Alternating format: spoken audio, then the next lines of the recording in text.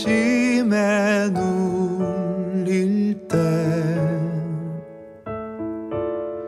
주께서 내게 오사 위로해 주시네. 가는 길 캄캄하고 괴로움 많으나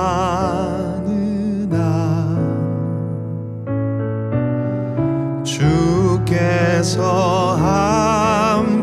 함께하며 내 짐을 지시네.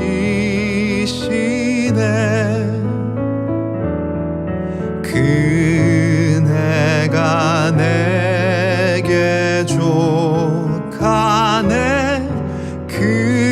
그네가 족하네. 이 괴로운 세상 지날 때 그네가 족하네.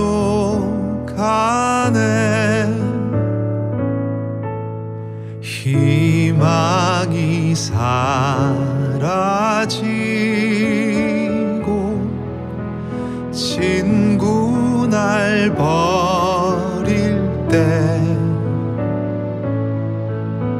주 내게 속삭이며 새 희망 주시네. 싸움이 맹렬하여 두려워 떨 때에 승리의 왕이 되신 주 음성 들리네.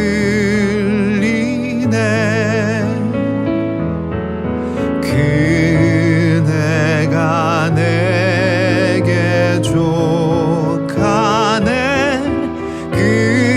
그네가 족하네. 이 괴로운 세상 지날 때 그네가 족하네.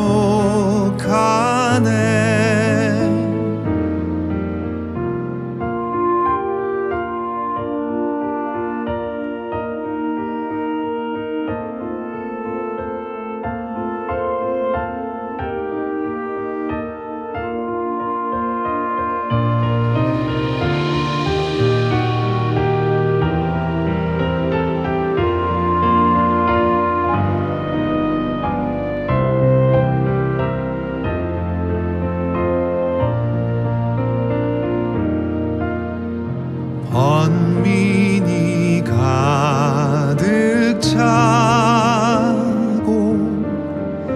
눈물이 흐를 때 주 나의 곁에 오사 위로해 주시네. 환란이 닥쳐와서 어려움 당할 때 주님의 능력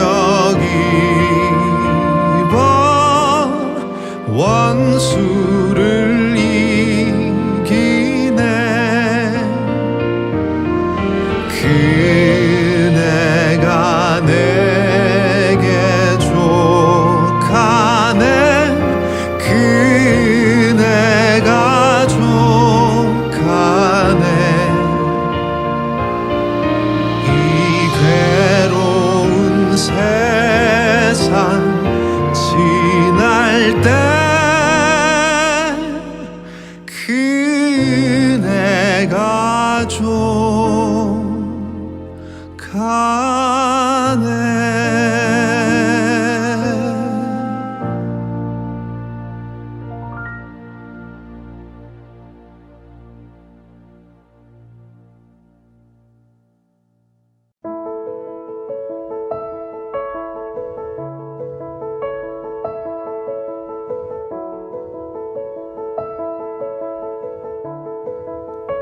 이로의 성신에는 징조가 있겠고 땅에서는 민족들이 바다와 파도의 성난 소리로 인하여 혼란한 중에 곤고하리라.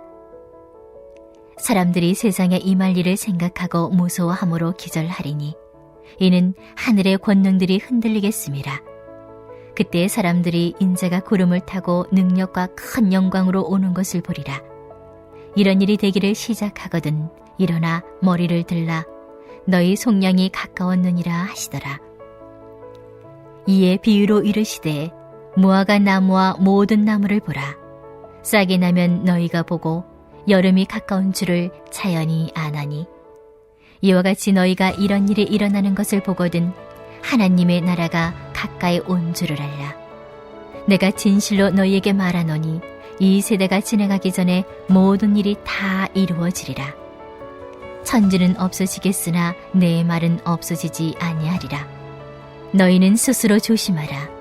그렇지 않으면 방탕함과 술 취함과 생활의 염려로 마음이 둔하여지고 뜻밖의 그날이 덫과 같이 너희에게 임하리라.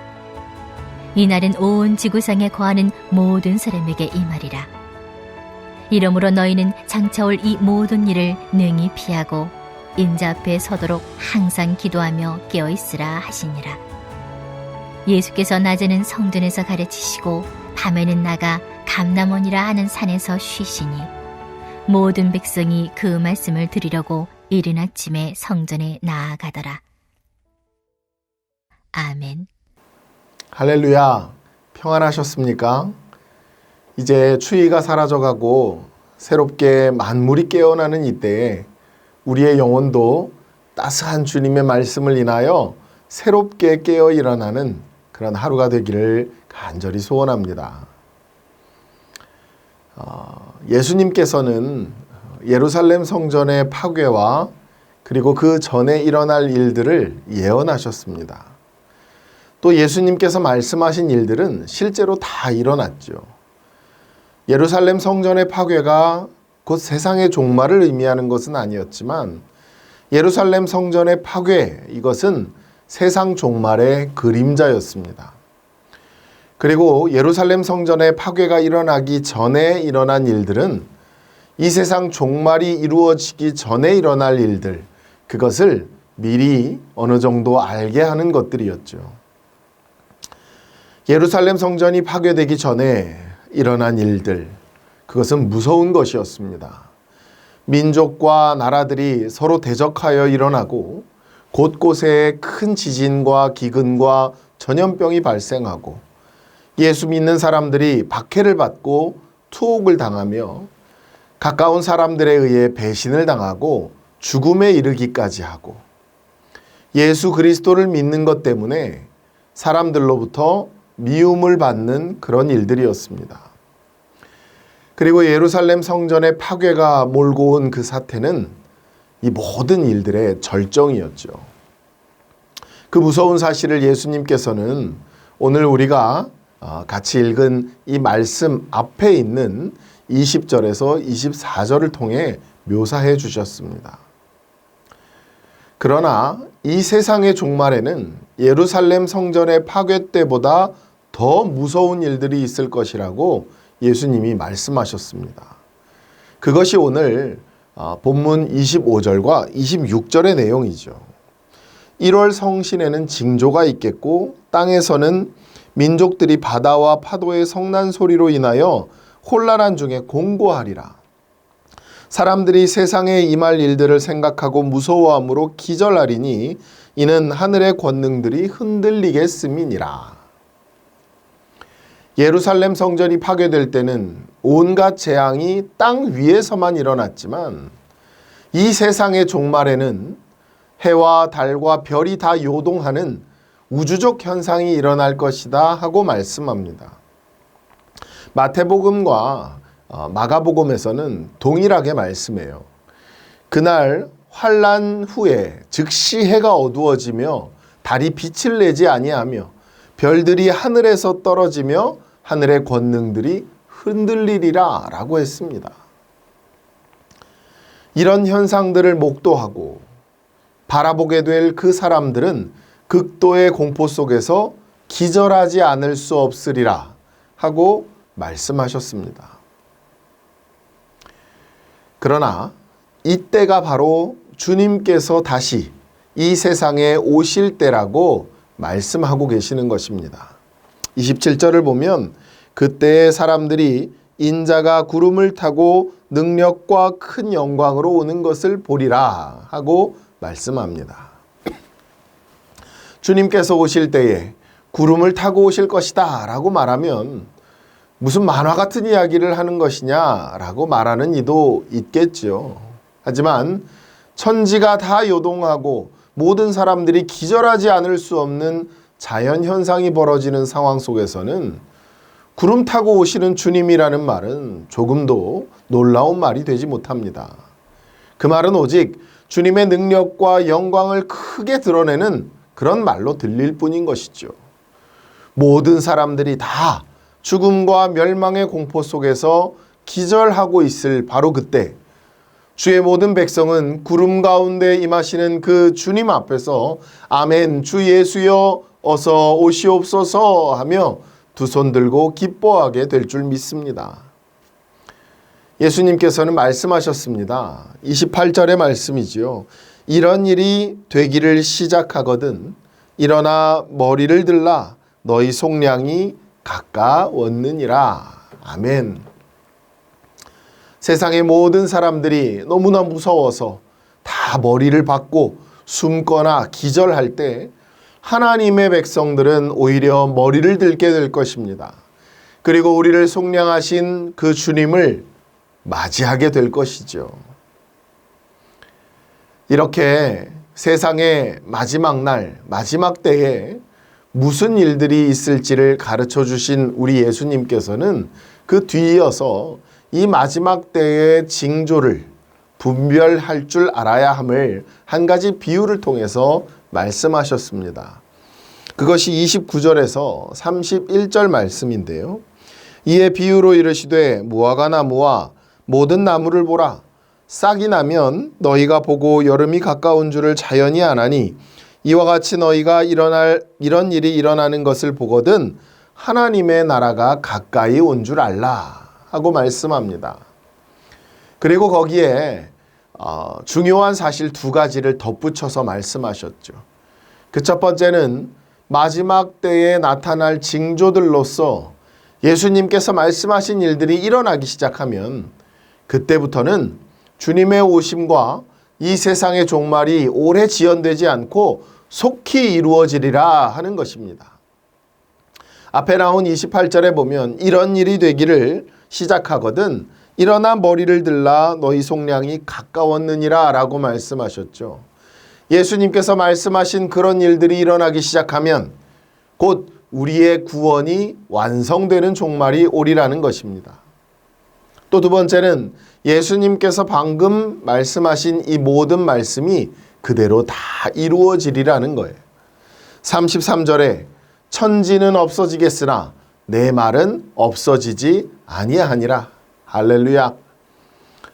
예수님께서 이 세상 종말에 있을 일들을 가르쳐 주시고 그 모든 일들은 틀림없이 이루어질 것이라 하고 일러주시면서 그때에는 모든 사람이 무서움에 질려서 죽은 자 같이 될 것이나 속량받을 주의 백성들은 머리를 들 것이다 하고 말씀하셨죠. 그렇다면 주님이 그 다음에 하실 말씀은 이미 분명한 것입니다. 34절 이하를 볼까요? 너희는 스스로 조심하라. 그렇지 않으면 방탕함과 술 취함과 생활의 염려로 마음이 둔하여지고 뜻밖의 그날이 덫과 같이 너희에게 임하리라. 이날은 온 지구상에 거하는 모든 사람에게 임하리라. 이러므로 너희는 장차 올 이 모든 일들을 능히 피하고 인자 앞에 서도록 항상 기도하며 깨어 있으라. 아멘. 앞서 말했지만 이 세상 종말은 그 징조가 나타나면서 지체 없이 닥칠 것이기 때문에 그 징조를 보고 난 후에는 사태를 돌이킬 여유가 전혀 없는 겁니다. 미리 깨어 있어야 하고 항상 기도하고 항상 준비하고 있어야 하는 것이죠. 이 말씀은 예수님께서 그의 제자들이나 또 그 당시 살던 유대인들을 향해서만 하신 말씀이 아닙니다. 35절을 보십시오. 이날은 온 지구상에 거하는 모든 사람에게 임하리라 라고 말씀하셨잖아요. 이날, 즉 주님이 재림하시는 날, 최후 심판의 날, 이 세상 종말의 날, 하나님 나라의 완성의 날은 남에게, 다른 사람에게 관계된 날이 아니라 바로 우리 모두에게 관계된 날입니다. 예루살렘 성전 파괴는 유대인들을 향한 경고의 예언이었지만 이 세상 종말의 예언은 우리 모두에게 해당되는 것인 줄 믿으시기 바랍니다. 그날이 언제 올지 하나님 외에는 아무도 모릅니다. 단지 사랑 많으신 하나님께서 그날이 오기 전에 일어날 일들을 우리에게 말씀을 통하여 일러주신 것이죠. 덫과 같이 이 말이라는 것은 그날이 단지 순식간에 이 말이라는 것만을 말하는 게 아닙니다. 안전할 것만 같을 때, 뭔가 물리칠 수 없는 강한 유혹에 넘어가 있을 때, 설마 지금이랴 하고 있을 때, 꼼짝달싹 할 수 없게 되었을 때, 아무도 예상하지 못할 그때에 갑자기 오리라는 것이죠. 그래서 항상 깨어 있어라 라고 말씀하셨습니다. 항상 깨어 있으라. 잠시도 잠을 자지 말라 라는 말 아니죠. 영적으로 깨어 있으라는 말씀입니다. 여러분, 어떻게 하는 것이 영적으로 깨어 있는 것일까요? 우리 예수님께서 34절에 말씀하신 대로 스스로 조심하는 것입니다. 방탕함과 술 취함과 생활의 염려로 마음이 둔하여지지 않는 것을 말합니다. 방탕함은 우리의 삶 전체를 멋대로 살아가면서 그 거룩한 성전인 자신을 무너뜨리는 것이죠.